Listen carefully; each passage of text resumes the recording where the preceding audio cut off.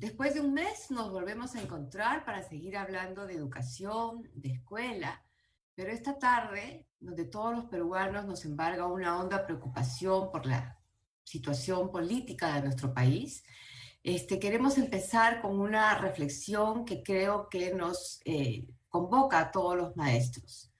La primera idea es defender el significado de la democracia, no solamente como la alternancia del poder, sino como el respeto del voto de todos, del voto se da en las urnas y sobre todo que permite que grandes mayorías de nuestro país sean representadas. Y en segundo lugar, el respeto a las instituciones. Una democracia con instituciones débiles no es una democracia cabal. Y es por eso que nosotros, que nos dedicamos a la educación, invocamos a toda nuestra comunidad a estar firmes en la defensa tanto de la democracia, el Estado de Derecho y nuestras instituciones. Sin más, buenas tardes, queridos colegas. Esta tarde nos vamos a juntar para hablar del pasado, pero porque tiene mucho significado para el presente. Como siempre, nuestras primeras palabras son de Estela Mome, directora de la Fundación Gustavo Mome y Ona. Estela, por favor. Gracias, Natalia. Eh, Comparto plenamente tus reflexiones y quiero empezar dándoles a todos una cálida bienvenida en nombre de la Fundación Gustavo Momellona y del Instituto de Estudios Peruanos a este webinar que vamos a llevar a cabo esta noche como parte de un proyecto conjunto que es el proyecto Democracia, Construyendo Ciudadanía desde la Escuela. Quiero saludar a nuestros invitados de hoy, a Lilia Calmet, a Raúl Asensio y a Natalia González, nuestra moderadora, a quienes agradezco muchísimo su presencia. Y quiero dar un cordial saludo a la audiencia que hoy nos acompaña. Historia y ciudadanía. Lo que se aprende en la escuela es el título de este webinar. Y podríamos continuarlo. Lo que se aprende en la escuela no se olvida nunca. Conozco una señora que tiene 103 años y sigue repitiendo de memoria las provincias de Cajamarca, de donde es natural. Muchos de nosotros podemos repetir de corrido los 14 incas o recitar de uno en uno los vestigios preincas de Chavín, de Nazca, de Tiahuanaco. Pero también sabemos que San Martín en 1821 y Bolívar en 1824 lideraron la independencia. En la guerra con Chile, en 1879, dejó al país devastado. Que Vladimiro Montesinos gobernó desde 1990 y que se compró y robó la moral de congresistas, de generales y empresarios, y que la Comisión de la Verdad y la Reconciliación nos muestra uno de los episodios más dolorosos y nefastos de nuestro país. ¿Cómo así sabemos todo eso a pesar de que no necesariamente lo vivimos? Pues precisamente porque la historia, que es la madre de todas las ciencias sociales, nos lo entrega como legado y nos permite así identificarnos como ciudadanos y ciudadanas de una comunidad que tiene un pasado común en movimiento.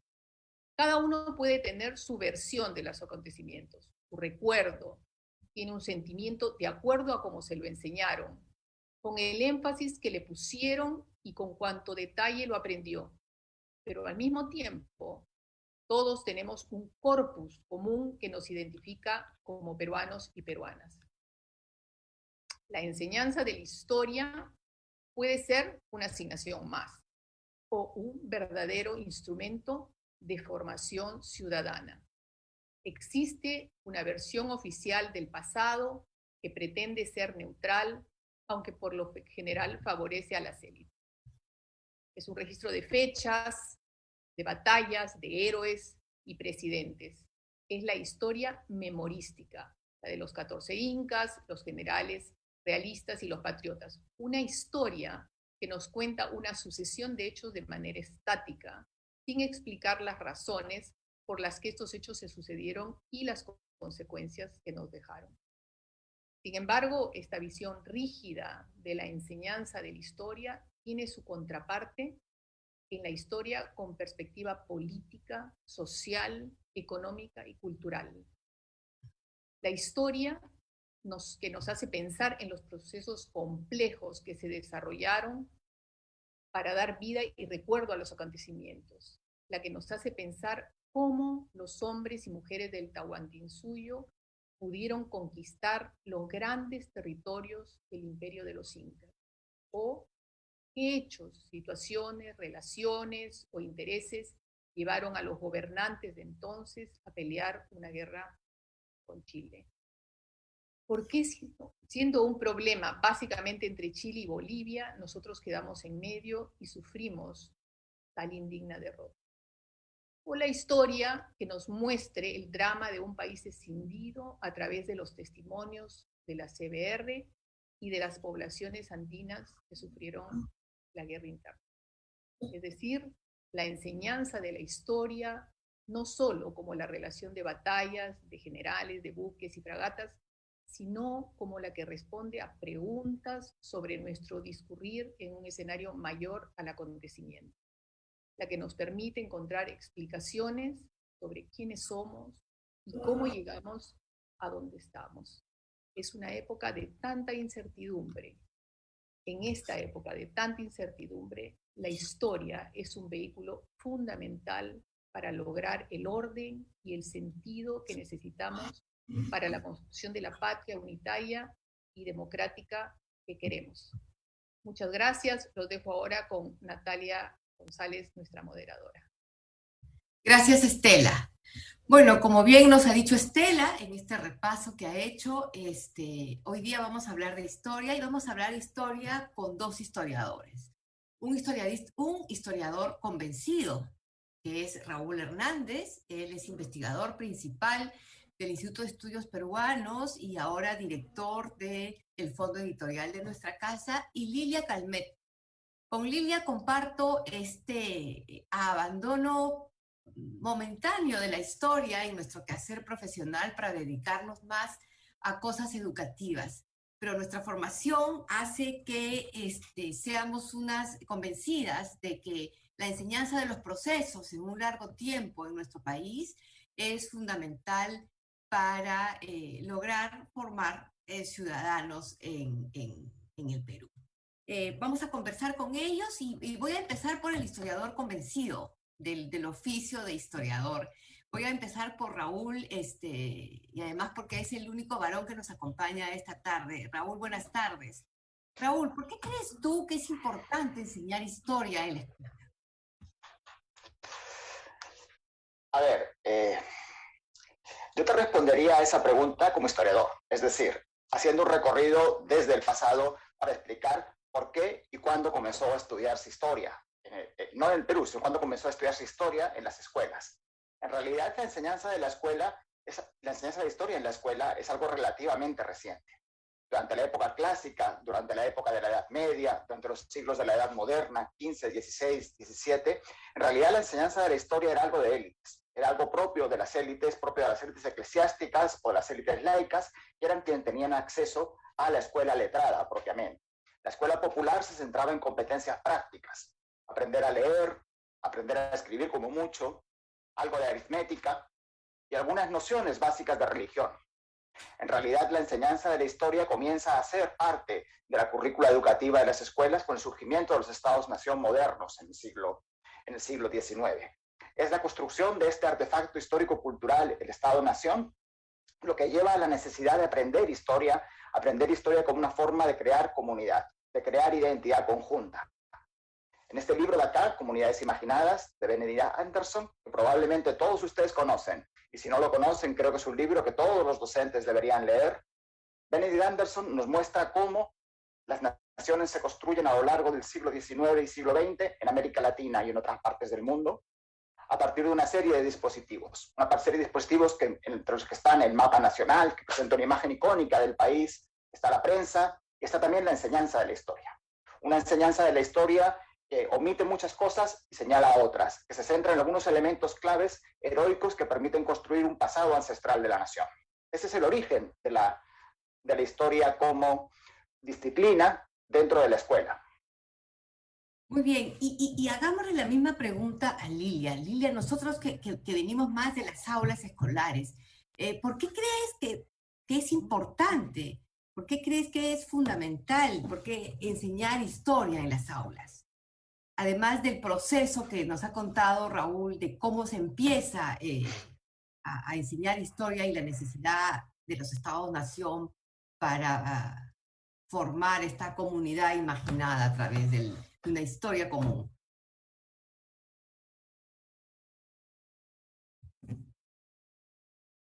Hay una frase común que los profesores en escuela suelen repetir, ¿no? Que es, tengo que estar en el presente y entenderlo a partir del pasado para proyectarme al futuro. Es una frase que suele decir cualquier profesor con el cual, o profesora con la cual tú conversas, ¿no? Pero en realidad yo creo que la historia en la escuela aporta dos cosas, ¿no? Aporta a formar lo que llamamos el pensamiento histórico, ¿no? Que tiene que ver mucho con cómo realmente aprendemos a analizar determinados hechos, generamos algunas herramientas, generamos habilidades como la multicausalidad, como el tema del tiempo histórico, pero también nos ayuda y es fundamental para generar una conciencia histórica, es decir, para entender, ¿no? Que es un poco lo que Cela decía, para entender cómo hemos llegado donde hemos llegado, pero sobre todo también para que entendamos que somos sujetos históricos, ¿no? Y que somos nosotros los que construimos ese futuro, ¿no? Entonces, cuando hoy, ayer o anteayer o cuando quieras, la gente dice, yo no me meto, ¿no? Ese no meterme también está construyendo futuro, ¿no? Entonces, la pregunta de fondo que nos hacemos hoy los que queremos trabajar en escuela es si seguimos apostando por una historia que es la del origen, la que hablaba Raúl, una historia que los que hablan de la escuela la denominan más como una historia romántica, ¿no? Que busca realmente aplacar o esconder algunas cosas y poner de realce otras, o lo que sería una historia más ilustrada, que le llaman así ilustrada, pero que tiene que ver con una historia más crítica, es decir, con una historia que realmente busca comprender los procesos y no solo narrar algunas gestas, ¿no? Y para eso creo que es fundamental la formulación de preguntas. Por eso es que una historia en escuela que valga la pena parte de formularse preguntas, parte de identificar problemas históricos que todavía no nos permiten, digamos, entendernos como sociedad, y efectivamente si no nos entendemos como sociedad, es muy difícil que apostemos por entender qué tenemos que hacer para cambiarla, si es que estamos seguros que como estamos ahora todavía no es suficiente para que todos vivamos bien, con calidad de vida, ¿no? En un entorno donde la dignidad humana sea lo principal, ¿no? Entonces, de ahí que yo creo que la historia es fundamental, se convierte en una competencia fundamental para entendernos, ¿no? Sí. El tema es que durante mucho tiempo ha sido solo repetición, y la repetición no, o sea, la repetición sin comprensión no nos permite entendernos, ¿no? Exacto. Y si hacemos esta reflexión pensando únicamente o pensando principalmente en nuestro país, ¿no? Si nos preguntan desde la escuela o la característica principal de nuestro país y por lo aprendido en los últimos años desde la escuela, vamos a decir todos la diversidad. La diversidad para bien, en esos aspectos, la diversidad biológica, la diversidad del medio ambiente, la diversidad del patrimonio cultural y también la diversidad para mal, las grandes diferencias que hay entre poblaciones, y más o menos esa reflexión ha ido ingresando en los últimos años en la escuela. En ese sentido, y pensando en nuestro país, ¿no? Y esta crítica permanente que ha habido, desde la academia, o sea, desde la historia que hacen los historiadores, de que se está enseñando historia en nuestro país, ¿no? Esa es otra cosa que se ha discutido en los últimos contextos de cambios curriculares. Raúl, ¿por qué crees que en el Perú la enseñanza de la historia debería ser una de las columnas principales de los aprendizajes escolares, teniendo en cuenta esta cosa de encontrarnos y de reconocernos como parte de un colectivo en la línea de lo que nos contabas al inicio? O sea, en realidad creo que en el Perú se observa perfectamente que la escuela es un campo de batalla. O sea, un campo de batalla entre diferentes concepciones del país, un campo de batalla entre diferentes maneras de entender lo que es el Perú. Y si algo caracteriza precisamente a la escuela peruana tal como se ha desarrollado en los últimos 30 o 40 años, es precisamente haber ido alejándose de esta historia canónica oficial que era la predominante hasta los 40 y los 50. De hecho, un movimiento muy importante que tenemos en el Perú, no es el único país latinoamericano, pero acá se observa de manera muy clara, es la introducción de una versión crítica del Perú desde la década de 1970. Una versión del Perú que desafiaba la versión oficial, que desafiaba la historia canónica oficial y que se ha popularizado grandemente entre los maestros. ¿Cuál es el problema? Que al final esa visión crítica del Perú ha acabado convirtiéndose en otra historia canónica. Ha acabado convirtiéndose nuevamente en una historia que ya está terminada, en una historia que ya está construida y que simplemente hay que transmitirla de generación en generación, con unos contenidos distintos, con unos contenidos críticos, con unos contenidos de discusión, de cuestionamiento, con los que podemos estar más o menos de acuerdo, pero que al final no terminan siendo una herramienta crítica, no termina siendo otra manera de entender la historia, no termina siendo otra manera de enseñar historia, sino acaba siendo otro relato. Un relato crítico, sí, un relato diferente, pero sigue siendo un relato que hay que transmitir de profesores a alumnos. Entonces me parece que el reto no está tanto, aunque os voy a hablarlo más adelante, en los contenidos, como en algo que estaba diciendo Lilia, que es la manera de enseñar historia y para qué queremos enseñar historia. ¿Queremos enseñar historia como un recuento del pasado? ¿O queremos enseñar historia como una manera instrumental para entender el presente y para generar habilidades en los alumnos que les permitan desenvolverse como ciudadanos? Yo creo que el dilema está ahí. ¿Consideramos la historia como un objetivo en sí mismo que hay que aprender, sea en su versión canónica oficialista o en su versión Perú crítica? ¿O lo que queremos es algo que nos permita ir construyéndonos como ciudadanos mediante nuestro propio cuestionamiento? Creo que ahí es el punto en el cual tenemos más dificultades, no tanto, creo, en el punto de los contenidos, aunque sobre eso creo que podemos hablar un poquito más adelante. Más adelante. Y tú que conoces las aulas, Lilia, ¿es cierto que en los últimos años no se enseña historia o se enseña poca historia? ¿Qué historia es la que se enseña en la escuela actualmente? Si seguimos en las políticas curriculares.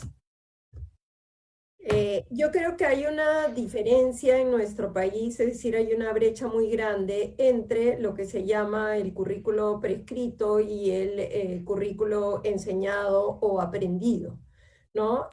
Nosotros tenemos un currículo ya hace 20 años, ¿no es cierto?, que buscaba desarrollar habilidades, pero en la escuela sigue siendo lo que Raúl mencionaba. Puede ser que varios profesores hayan cambiado su versión, ¿no es cierto? Y además eso va a depender mucho porque nosotros no podemos hablar de los profesores como algo monolítico, ¿no? O sea, los profesores somos seres humanos, vivimos en distintas zonas, tenemos distintas maneras del mundo, distintas ideologías, porque sería mentira decir que los profesores no tenemos ideología, o sea, tenemos formas de entender, ¿no? Entonces puede ser más o menos crítica, pero si uno lee sobre aquellos que realmente, porque yo creo que en el Perú se ha avanzado mucho en lo que dice Raúl, en generar mucha historiografía, con nuevas preguntas, muy interesantes, pero en los institutos pedagógicos y en las universidades, las facultades de educación no han generado, digamos, este gran cambio, ¿no? Entonces,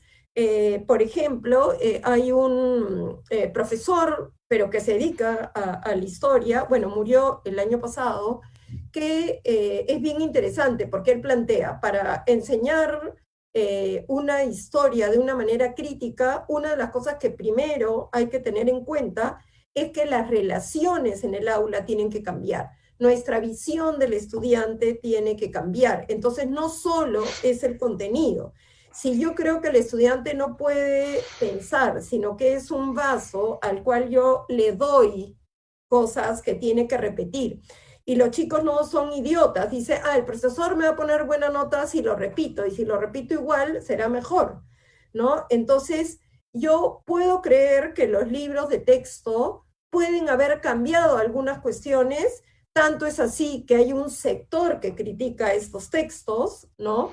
Yo creo que no han cambiado tanto, pero pueden haber cambiado un poco, pero en realidad lo que se quiere ahora es que los estudiantes se aprendan esa narrativa, que además no sé si somos conscientes que tener una narrativa más crítica supone mayores habilidades para comprenderla, porque una cuestión era que yo aprendiera los 14 incas, ¿no es cierto?, y me los repitiera, ¿no? O una cuestión es que yo me aprenda las obras de los distintos presidentes del Perú, y otra cosa es que yo intente entender cuáles eran las relaciones económicas, las relaciones de poder, ¿no es cierto?, los paradigmas que estaban detrás de cada sociedad, ¿no es cierto? Entonces, cuando, por ejemplo, leemos textos de la época del virreinato, de María Emma Manarelli, por ejemplo, que ha estudiado sobre la mujer y se pone extractos, ¿no? Entonces, si ella pone extractos súper interesantes como que la honra de la mujer tenía que ver con la sexualidad, mientras que la honra del hombre tenía que ver con el título, etcétera, etcétera. La pregunta es si el profesor es capaz de generar una discusión con los estudiantes sobre el concepto de honra y por qué está vinculado a algo en las mujeres y a algo en los hombres, y cómo eso nos puede estar marcando en la actualidad y cómo incluso puede estar influyendo en los feminicidios. No hay forma, porque claro, eso requiere otro tipo de análisis, otro tipo de conexiones, ¿no? Requiere de pensamiento complejo, requiere de pensamiento crítico, y nuestra área no ha estado vinculado a eso. Uno dice, si quieres que aprenda a pensar o genere pensamiento, que aprenda matemáticas. Lo único que enseña lógica en la escuela es matemáticas o ciencias, pero las ciencias sociales no desarrollan pensamiento. Y es interesante esto que dices. Lilia, disculpa que te interrumpa, no, pero hagamos un puente justamente, tratemos de construir un puente entre esto que tú describes que sucede en la escuela y los resultados que han tenido las investigaciones en ciencias sociales en general en los últimos 30 años en nuestro país, ¿no? Creo que ese cambio de paradigma en lo que los profesores enseñaban, que dice, del cual nos ha hablado Raúl, en parte tuvo que ver con un desarrollo de las ciencias sociales que penetró en la escuela. ¿Tú crees, Raúl, como historiador, que eres desde el otro lado, y además editor de libros, ¿no? Tú editas libros en ciencias sociales. ¿Crees que los productos de investigación, los libros de las disciplinas de ciencias sociales llegan al sistema educativo, ya sea a manos de docentes o ingresan a las aulas justamente en manos de estos docentes? ¿Cuál es tu experiencia como editor historiador? A ver, creo que en realidad una de las cuestiones clave ahí es que en los últimos 20 años, quizás 15, en el Perú hemos tenido una revolución historiográfica similar a la que tuvimos en los años 70. En los años 70, tú bien lo has señalado, tuvimos el desarrollo de la historia crítica, con Bonilla, con Canes Paulding, con un conjunto de autores que renovaron lo que entonces era la historia oficial y se construyó esta versión de la historia crítica del Perú. Con un conjunto de circunstancias que podríamos estar analizando toda la tarde, ese discurso caló muy rápidamente. Caló muy rápidamente porque se articuló de una manera sencilla y además encajaba con la sensibilidad del momento, con los movimientos sociales, con las luchas campesinas, etc. Ahora bien, en los últimos 15 o 20 años hemos tenido una revolución de magnitud similar. una revolución de magnitud similar en el terreno historiográfico, pero que a diferencia de la de los 70s no tiene una coherencia ideológica tan clara. Lo que tiene es una complejización de nuestro conocimiento historiográfico por diferentes maneras, por introducir elementos de historia de las mentalidades, por introducir elementos de historia económica, sí, pero también de historia cultural, etcétera, que es más difícil de traducir en un discurso ideológico claro. Y esto ha llevado a que exista una diferencia mucho más fuerte entre lo que se produce historiográficamente y lo que se transmite a través de las escuelas. Entre otras cosas, porque como ocurre con todas las ciencias sociales en los últimos 20 años, metodológicamente la historia se ha complejizado mucho. Ahora ya no tenemos tanto la historia relato que teníamos en los años 70, fácil de transmitir, sino tenemos herramientas historiográficas mucho más complejas que es difícil traducirlas de manera directa a otro tipo de públicos que no es el público especializado. Entonces, buena parte de ese conocimiento historiográfico de los últimos 15 años que realmente están redefiniendo la manera en la cual podemos concebir la historia del Perú no ha llegado todavía a la escuela. No me alarmaría demasiado en el sentido de que creo que eso es un proceso de alguna manera natural y que va a ir ocurriendo. Va a ir ocurriendo en la medida también que los propios docentes se vayan renovando generacionalmente, que vayan entrando otro tipo de docentes que ya han tenido exposición a estos nuevos discursos historiográficos, etcétera. Pero sí es cierto que existe ahora en la actualidad una distancia entre el discurso académico, el discurso de los historiadores profesionales, y el discurso que se transmite en las aulas, que tiene que ver sobre todo con que nuestro conocimiento historiográfico ha avanzado muchísimo en los últimos 15 años y todavía lo que se enseña en la escuela, si bien también ha ido cambiando a una velocidad menor. ¿Y tú crees, Lilian, siguiendo esta línea de pensamiento, que si bien es cierto en el currículum, ¿no es cierto?, han habido cambios importantes en lo que enseñamos y cómo lo enseñamos, ¿tú crees que más bien en el área social en general, en las ciencias sociales, ¿no?, lo que de ciencias sociales hay en el currículum, compartirías conmigo que más bien ha sido más lento que con las otras materias este avance y esta renovación? ¿Cómo lo ves tú que has trabajado tanto en el diseño de las políticas educativas como directamente con los docentes? O sea, mira, lo que yo creo es que el currículo es uno de los más avanzados en plantear aprendizajes a partir de competencias, ¿no es cierto?, donde efectivamente tú puedes tocar cualquier tema, ¿no? Porque el currículo no plantea un tema, es decir, con facilidad podríamos entrar a ver historia de las mentalidades, con facilidad podríamos ver cualquier tema porque el documento madre curricular, digamos, es muy abierto porque solo habla de competencias que están relacionadas, como dije antes, al pensamiento y a la conciencia histórica.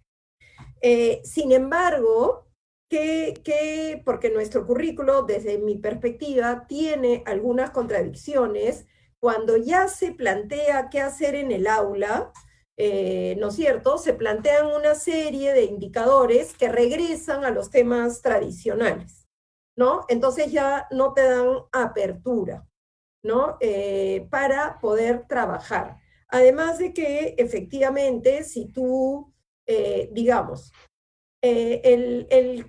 no solo es que la historia, digamos, está en, no sé cuál palabra usaste, Raúl, pero es una especie es un territorio en disputa. El currículo también, en general, es un territorio de disputa, es decir, necesitamos aprender más ciencias sociales, es decir, tenemos que tener 6 horas de matemáticas, 4 de ciencias, y etcétera, y de sociales podemos tener 3, más 1, 4, porque eso es fácil. Porque la idea es, yo te voy a transmitir, ese es el tema, ¿no? Creo que ese es el tema de fondo, ¿no? Entonces, para mí, yo creo que los docentes tenemos un reto muy grande, porque primero tenemos que desarrollar nosotros estas competencias, es decir, tenemos que entender cómo se reconstruye, o sea, tenemos que entender que la historia no se recuerda, sino que se reconstruye. Y hay un historiador, 2, 3, 4, 5 en el medio que reconstruyen la historia y que nosotros como docentes utilizamos eso. Somos muy pocos los que somos docentes e historiadores a la vez, digamos, y no necesitamos serlo, porque en el mundo no es así. Pero, además de eso, ¿cuál es el tema? Que también tenemos que saber cómo avanza la historiografía, porque yo he tenido muchos talleres donde les pregunto, ¿no? Ya, una cosa es decir a los chicos de título el virreinato. Y entonces comenzamos, la formación de ciudades, el proceso de evangelización, el virrey Toledo, tal, tal, tal. Y otra cosa es decir a los profesores, ¿qué preguntas, qué problemas podríamos trabajar en escuela? Pero para poder hacerte buenas preguntas y poder generar buenos problemas, a no ser que sepas de las últimas discusiones historiográficas, bien difícil que lo puedas hacer, porque no sabes lo que sucede. Entonces a mí muchas veces me han dicho, Lilia, es que a ti se te ocurren buenas preguntas porque tú has pasado por una facultad de educación. Y yo le digo, claro, pero yo pasé por una facultad de educación hasta el año 85. Ese fue el último año que pisé, no, 86 creo, el último año que pisé en una aula de historia. Pero claro, intento, no puedo leer todo, pero vas leyendo los títulos, vas leyendo los temas que van saliendo y comienzas a imaginarte que hay una historia que es más compleja y que puede ser interesante para los chicos. Porque lo cierto es que, y eso duele horrible, si tú le preguntas a los chicos, ¿qué es lo que menos te sirve? No quiero decir la respuesta, pero te van a decir. Exacto. Porque incluso la geografía, y que yo creo que la geografía debe entrar con fuerza a la escuela porque me parece que es fundamental para el mundo donde estamos viviendo, pero los chicos le encuentran incluso más sentido a eso que hablar de historia, que para ellos es hablar de pasado, porque además... Pasado congelado, además, ¿no? De un pasado congelado. Que además todo el mundo te dice que es para entender el presente, pero todo primero y medio ves las culturas pre-incas e incas, y con la justa dice, ¿y qué tenemos? Las vasijas lindas en los museos. Claro, y no es capaz de hacer una relación con la importancia que tiene la Huaca de la Luna y ahora en Trujillo y la vida de las personas que viven alrededor de o lo peor, histórico, lo ¿no? peor es que o sea, la gente puede decir qué brillantes, qué inteligentes eran para poder construir eso, pero esa gente hoy es una bruta. No logro entender. O sea, es como yo valoro esa herencia, pero valoro la cosa y no valoro a la gente, ni su cultura, ni sus tradiciones, ¿no? Entonces, es bien complejo. O sea, el tema es que no hay forma de que la historia sea objetiva. O sea, no hay forma de que no haya una manera de entender el mundo, que no haya una ideología en el buen sentido de la palabra ideología, marcos teóricos, ¿no? Entonces, no es que si yo solo narro hechos soy más objetivo, porque si narro hechos yo ya soy desde una perspectiva, voy a narrar los hechos desde la historia oficial o bueno, lo que fuera, ¿no? Sí, pero... Y en ese sentido, tú has mencionado esta cosa importante, si les preguntas a los estudiantes qué es lo que más les sirve en la escuela o lo que menos les sirve, te dirán, saquemos las horas de historia o el poco tiempo que le dedicamos a su estudio. Preguntemos lo siguiente a Raúl. Raúl, los maestros y los estudiantes de escuela, los de secundaria, ¿no? ¿Son consumidores del libro de historia? ¿Cómo podemos encontrar un círculo virtuoso y tratar de establecer algunos elementos que creen un puente más sólido entre academia y escuela, y en general entre academia y sistema educativo, escuela, los actores educativos? ¿Cómo ves? Bueno, en realidad ese círculo virtuoso que tú señalas es creo el reto que tenemos todos los que estamos de alguna manera involucrados en la generación y la difusión de conocimiento. Es cierto que en los últimos años, a medida que las disciplinas de ciencias sociales se han ido haciendo más complejas metodológicamente, más complejas conceptualmente, como les decía en la intervención anterior, se ha incrementado esa distancia con el consumidor promedio no especialista. Ahora, también es cierto que en los últimos años ha comenzado toda una corriente en el campo historiográfico de libros de divulgación. Es decir, justamente esta complejización de la disciplina ha llevado a la necesidad de tener otro tipo de productos dirigidos a un público más amplio, un público no especialista, pero sí interesado en temas de historia. Este es un campo que lleva trabajándose en los países anglosajones desde hace 40 años, que en España y en México, que son los pioneros dentro de la difusión de libros de historia en español, se trabaja desde hace 30 años, y que en el Perú, creo que de los últimos 5 o 6 años tenemos ya cada vez más un conjunto de trabajos que buscan acercar al público general, que buscan acercar el conocimiento historiográfico de una manera sencilla, utilizando recursos narrativos distintos. Creo que un buen ejemplo en ese sentido es el libro que publicamos en el Instituto de Estudios Peruanos hace un par de años, titulado La Revolución de los Arrendires, de Rolando Rojas. Rolando lo que hacía en este libro, Rolando es historiador y historiador profesional, lo que hacía en este libro es contar la historia de la reforma agraria en el Valle de la Convención, en Cusco. Y en lugar de empezar con un capítulo geografía de la Convención, economía de la Convención, etc., él nos cuenta la historia de los arrendires, de los campesinos pobres que llegaban a ese valle a través de la historia de su propia familia, a través de la historia de su abuelo, a través de la historia de su madre, a través de la historia de su padre que llega posteriormente. Y es a través de este recurso narrativo cómo él nos va poniendo todo ese conocimiento historiográfico que Rolando tiene por sus estudios a disposición de un público distinto. Entonces, este es un ejemplo del tipo de libros, del tipo de productos que cada vez más vamos a encontrar en el mercado. Creo, sobre todo a partir de este año del Bicentenario, cuando no solamente el Instituto de Estudios Peruanos, sino también otras editoriales están haciendo un esfuerzo por generar este tipo de libros de divulgación que llegan a un público más amplio, que tienen un lenguaje cuidado para poder ser asequible a todo tipo de lector, que tienen una diagramación y un estilo que no intimida, no es ese típico libro que uno lo abre, tiene letras chiquititas, tiene cientos de notas a pie de página complicadas, siglas, iniciales, etcétera, sino es un libro pensado para otro tipo de lector, para poner a disposición de ese otro tipo de lector interesado el conocimiento historiográfico que se está generando. Desde el Instituto de Estudios Peruanos es uno de los propósitos que tenemos para este año y para los siguientes años. Ustedes van a ver que van a aparecer varios libros en los próximos meses en esa línea, e igual hay otras editoriales que están también en este mismo camino. Ya, nos ha hablado Raúl de los libros de historia en general y cómo hay una intención de cambiar su naturaleza para llegar a un público más grande. Pero háblanos de los libros de texto.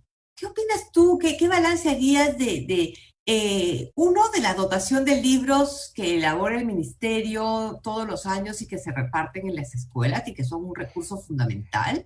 Y en general de la oferta que hay de libros de texto para la escuela donde se traten los temas históricos. ¿Qué nos podrías decir? ¿Cuál sería tu evaluación? ¿Cuáles son los faltantes que podríamos identificar en estos materiales?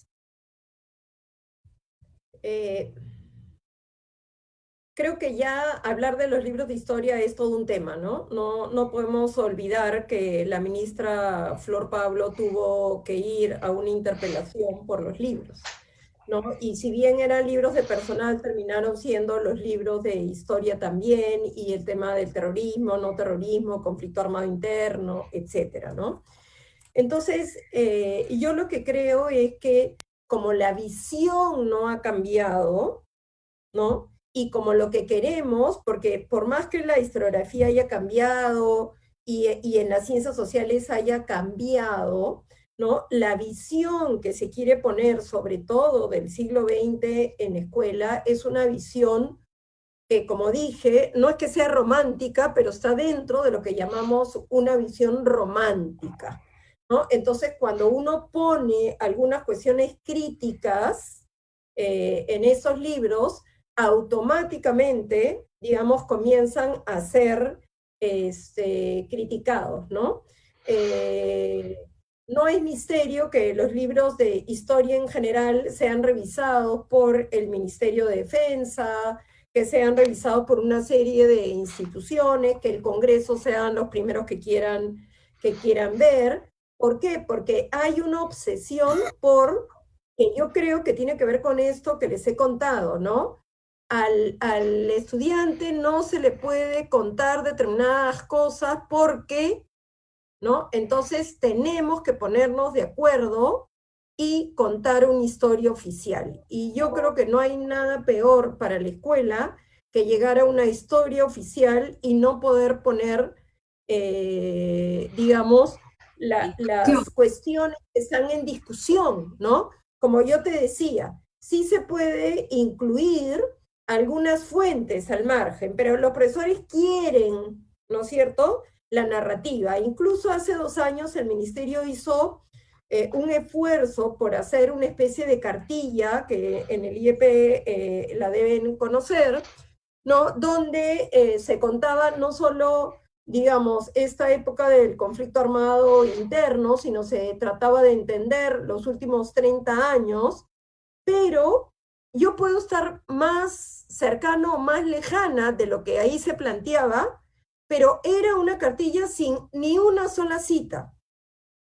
Era una cartilla sin ninguna pregunta, ¿no? Y la competencia del currículo es que los estudiantes deben poder construir interpretaciones históricas. Y para construir interpretación tiene que haber algo que puede ser interpretable. Si yo cuento una historia como acabada, es imposible que sea interpretable.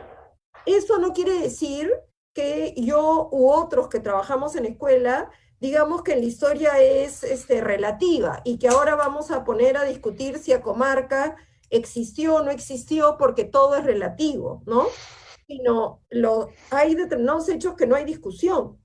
Lo que hay que discutir es si esto fue un hecho aislado, si fue una cuestión sistemática, y para eso los chicos tienen que desarrollar pensamiento crítico y tienen que aprender a leer, ¿no es cierto?, críticamente la fuente, ¿no? Pero lo último que te cuento, yo fui a hacer un trabajo con profesores que me dijeron, Lilia, pero es que leer las fuentes es difícil, complementarlas, ver la ideología que hay detrás, la perspectiva del autor. Muy bien, todo un taller, ¿ya? Y las profesoras en general eran mujeres muy entusiasmadas, ¿no? Y querían fuentes para hacer el ejercicio, etc. Terminó el taller y al final del taller levanta la mano una profesora que era de las que más había intervenido, ¿eh? ¿Y qué pregunta me hace? Ya, profesora, pero al final, mira que dice 2 veces final, ¿ah? Pero al final, nosotros le tenemos que contar la verdadera historia, ¿no? Y yo, claro, lo que ahí sentí fue mi propio fracaso. Había querido trabajar una habilidad, que es lo que ellos me habían pedido, sin discutir cuáles son los cambios epistemológicos que se han dado en esa ciencia en los últimos años. Entonces, yo creo que no solo hay que ser capaces de acercar a la escuela nuevos contenidos, sino tenemos que ser capaces de discutir con los profesores cuáles son los cambios epistemológicos que ha sufrido esta ciencia. Y en ese sentido, si el IEP me pide recomendaciones, ustedes solían hacer muchas capacitaciones a maestros de contenidos que eran súper ricos y muchas veces yo iba, porque yo decía hace tiempo que no me pongo al día, entonces iba en el verano a justamente los que escribían libros, daban talleres sobre lo que habían hecho. Pero esos talleres tienen que ir acompañados, o sea, tiene que ser una mezcla entre el historiador y un buen didáctico de la historia para justamente poder hacer migrar a los profesores de un paradigma hacia otro paradigma.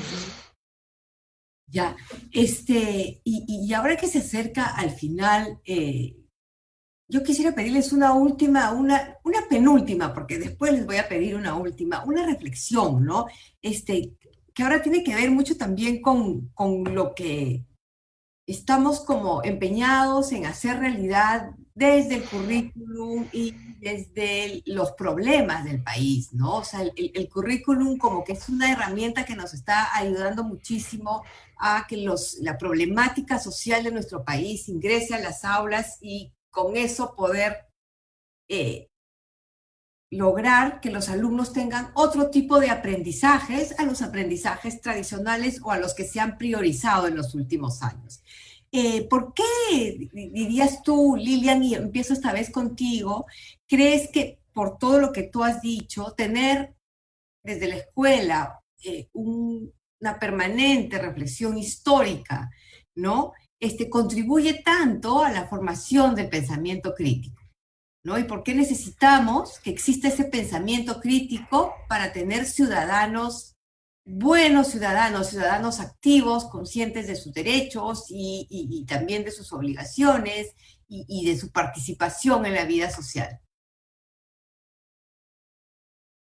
Yo creo que la historia bien llevada te obliga a poder identificar problemas de la realidad que requieren de ella para ser comprendidos. Creo que si entendemos los cambios que han sucedido en la disciplina, desarrollamos pensamiento crítico porque nos obliga a poner en revisión nuestro propio razonamiento y cómo llegamos a conclusiones. Creo además que desarrolla pensamiento crítico porque al los profesores tener la obligación de presentar fuentes variadas, ayudan a entender distintas perspectivas y ayudan a entender que uno escribe desde un lugar, ¿no? No es lo mismo, ya que Raúl habló de la reforma agraria, no es lo mismo, por ejemplo, el libro que tú cuentas, se me fue el nombre, pero te lo juro que lo estoy apuntando para revisarlo porque me parece genial, que lo cuenta alguien, ¿no? Que vivía, por decir de un lado, a los diarios que cuentan, por ejemplo, algunas esposas de hacendados, de cómo sintieron ellas y cómo los campesinos se olvidaron de todo lo que ellos habían regalado y cómo ellos habían sido madrina de los niños, ¿no? Además, frases que hoy me suenan tan conocidas, ¿no? Si tú ves hoy día el Facebook es que se olviden que yo ya no voy a donar ni una ropita a Puno porque votó por Castillo, ¿no? Es una visión que la leímos en los años 70, cuando las esposas de los hacendados escribían cartas de lo mal que se sentían porque los habían... Es lo mismo que escuchamos hoy. Pero nada de eso lo hemos entendido porque no somos capaces de entender las relaciones de poder. O sea, creo que ha sido mucho la historia oficial, legal, etcétera, y no ha sido una historia que permite entender relaciones, que permite entender mi propia manera de pensar, que te permite entender la perspectiva del otro, sin la cual el pensamiento crítico jamás será desarrollado, ¿no? Raúl, estamos en año de conmemoración, de recordación del Bicentenario. Cuando yo no estuve en los 100 años de la celebración de la independencia, pero sí estaba en la escuela en el sesquicentenario.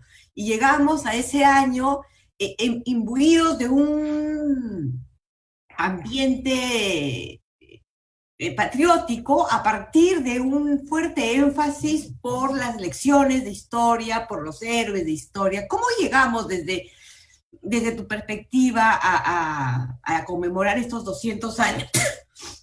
Salud. Gracias.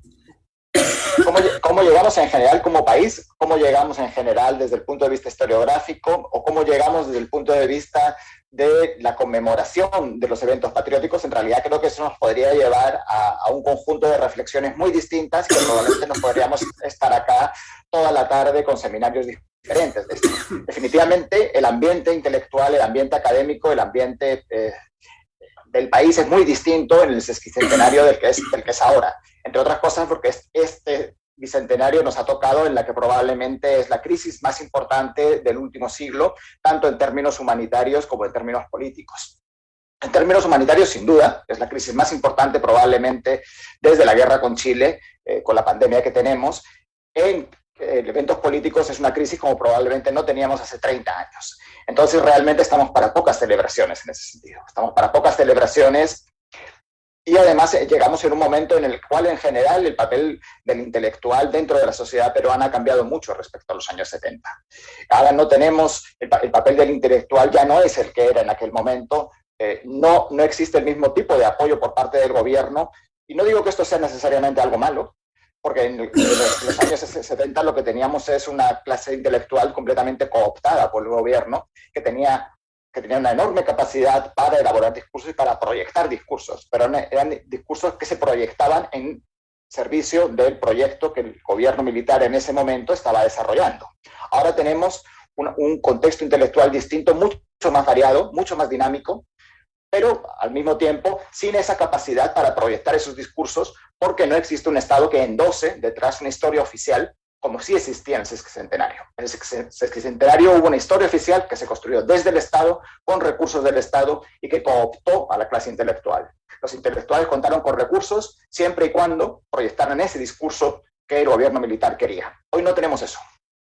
Hoy tenemos un papel mucho más limitado de los historiadores, mucho más limitado de los intelectuales en general, pero también mucho más diversificado y con mucha más capacidad para construir discursos y para construir debates más críticos que no se podían construir en los años 70. Entonces creo que estamos en dos momentos completamente distintos, y además tenemos el tema de la pandemia que se desató el año pasado con el virus de Wuhan, y tenemos la crisis política que hacen que el tema del bicentenario haya pasado completamente desapercibido, o casi completamente desapercibido, porque creo que todos nosotros tenemos cosas más importantes en las que pensar durante estas semanas.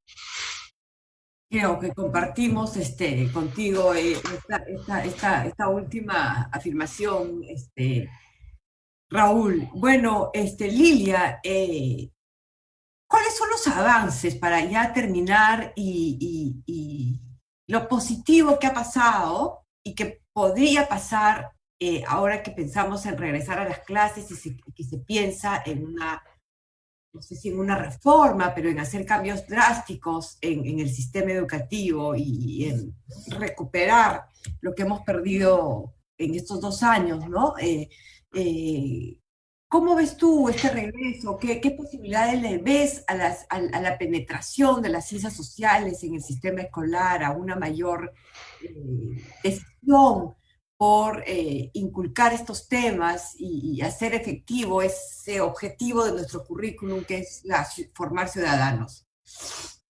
Mira, yo creo que lo primero es que nos es recontra obvio que la realidad tiene que entrar a la escuela. O sea, que la escuela tiene que servirnos para entender la realidad, ¿no? Y eso no nos estaba tan claro, ¿no? Por otro lado, creo que también, y espero que no nos olvidemos, hemos reconocido que sin ciudadanía no se puede construir país, ¿no? Entonces, la ciudadanía se ha potenciado, por lo menos en nombre, o sea, esta idea de que hay que trabajar ciudadanía, porque si no, no vamos a poder enfrentar, ¿no? Ahora, creo que otro punto, y esa es una discusión que a veces yo tengo con los historiadores, pero creo que puede ser para otra invitación, es esta idea de tenemos que trabajar historia o tenemos que trabajar ciencias sociales, donde la historia evidentemente juega un papel importante, ¿no? Pero entendiendo que la realidad actual requiere de interdisciplinaridad para poder ser entendida, ¿no? Entonces, un historiador ya hace mucho tiempo entró la economía, ¿no? Y entonces hay lo que llamamos historiadores económicos, ¿no? Pero hay muchas cosas en el país que no se entienden si no trabajamos con un poco de antropología, por ejemplo, ¿no? Entonces, yo sí creo que ahí hay una discusión pendiente, ¿no? Porque hay muchas fuerzas desde varias canteras que dice que de nuevo tenemos que dividir todo y que hay que estudiar historia, geografía, economía, ¿no? Y entonces vamos a tener que llevar un cuadernito donde hay unas páginas de historia, unas páginas de geografía y unas páginas de economía, por decirte algo, ¿no? Y mi pregunta es si eso es lo que ayuda o si el mundo está yendo a trabajar interdisciplinariamente, donde es la mirada de un historiador, de un antropólogo, de un economista, de un geógrafo, que nos permite, digamos, entender esos problemas de la realidad que no hemos sido capaces de resolver, ¿no? Sí, para mí el bicentenario nos tiene que llevar a algo repitiendo a Benedetti, es mirarnos el ombligo o mirarnos el espejo y no llorar nuestras penas, sino contarnos las verdades para poder enfrentarlas, ¿no?